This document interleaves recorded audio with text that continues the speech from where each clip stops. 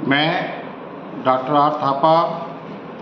आज हम आपको फायर एंड एमरजेंसी सर्विसेज के जो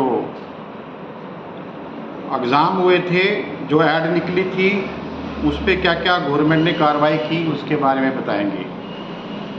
ये ऐड 2013 में निकली थी। 2013 के बाद अब 10 साल हो गए हैं, 2023 चल रहा है। तो ये 2013 में जब ऐड निकली थी तो ये ऐड निकलती गई, पेपर अप्लाई करते गए, स्कैम होते गए। एक बार स्कैम हुआ, दूसरी बार स्कैम हुआ, फिर तीसरी बार ऐड निकली।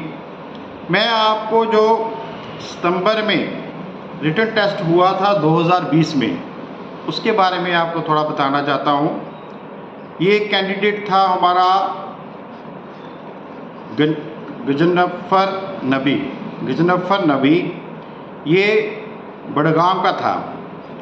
ये बेचारा, इसने एक एफिडेविट दिया था कि मैंने इस एग्ज़ाम में अपीयर हुआ हूँ, फायर एंड एमरजेंसी सर्विसेज के एग्ज़ाम में। तो जो रिटन टेस्ट इनका जो हुआ था वो 2020 में हुआ था। तो इस बच्चे ने बोला है कि जो पेपर लिए गए थे सितंबर 2020 में, उसमें जो है पेपर पहले ही लीक हो गए थे और कुछ कैंडिडेट जो बंदों ने पेपर बेचे थे उनका नाम मैं आपको थोड़ा सा बताता हूँ, ज़्यादा एड्रेस नहीं बताना चाहता।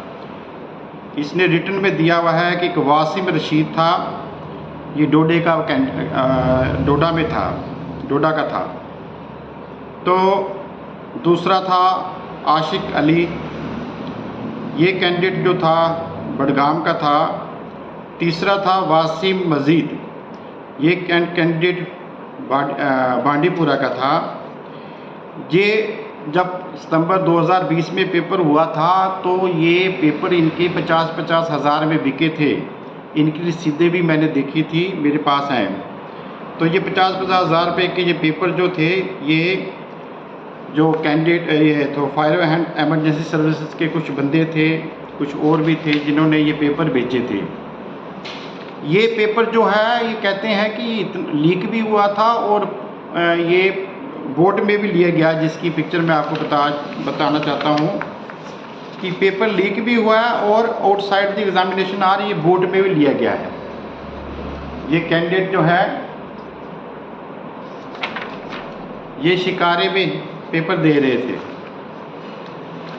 इसका क्या हुआ कि ये पेपर जो लीक हुआ तो इसमें फिर जो कसूरवार पाए गए वो उनके बारे में जब जे कोर्ट में केस गया तो उनके बारे में जो डॉक्टर बशीर अहमद लोन हैं, additional secretary to government home department, उन्होंने फिर चिट्ठी लिखी director fire and emergency services department में श्रीनगर कि ये जो कंप्लेन आई है आदिल जरगर और बिलाल अहमद शाह के बारे में, posted in fire and emergency department Batmaloo Srinagar में, तो ये इन्होंने इनके खिलाफ कंप्लेन की थी इस बच्चे ने।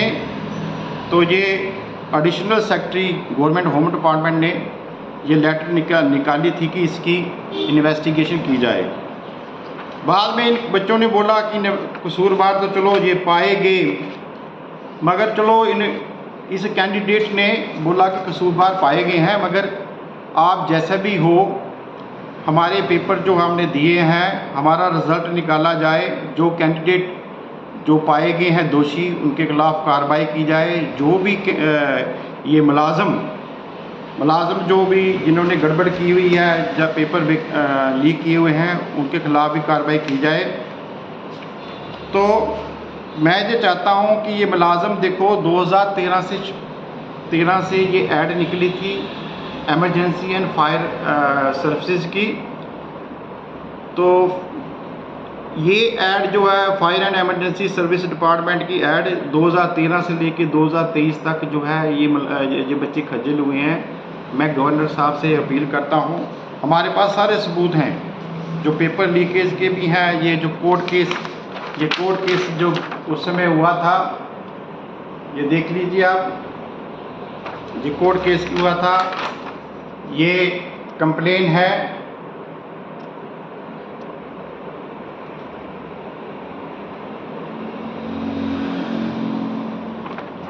आपने देखा ये additional secretary to government home department का लेटर। ये सारी कार्रवाई हुई। हम चाहते हैं कि जिस ढंग से भी जो भी स्कैम हुए, एक बार हुए, दूसरी बार हुए, तीसरी बार इन्होंने गवर्नमेंट ने बोला था कि चलो कोई बात नहीं, हम दिसंबर में एक कमेटी बनाएंगे, वो वेरीफाई करेगी कि पैसे की जो ट्रांजैक्शन हुई है उसकी रसीदें भी मैं आपको दिखा सकता हूँ।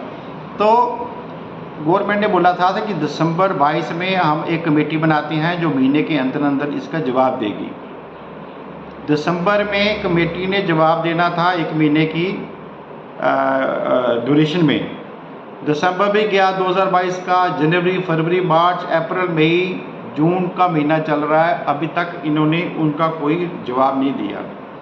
मैं एलजी साहब से रिक्वेस्ट करता हूँ, मैं मानता हूँ कि कुछ पॉलिटिकल बंदे भी इसमें इन्वॉल्व हैं, कुछ हमारे एम्प्लॉई जो हाई रैंक के वो भी इन्वॉल्व हैं, कुछ बच्चे जिनका मैंने नाम लिए, जिन्होंने पेपर बेचे। नेचुरली जब किसी को चीज़ें मिलेंगी, बेरोज़गारी है, बच्चे कोई भी काम कर बैठते हैं, तो इसका सलूशन निकाले गवर्नमेंट।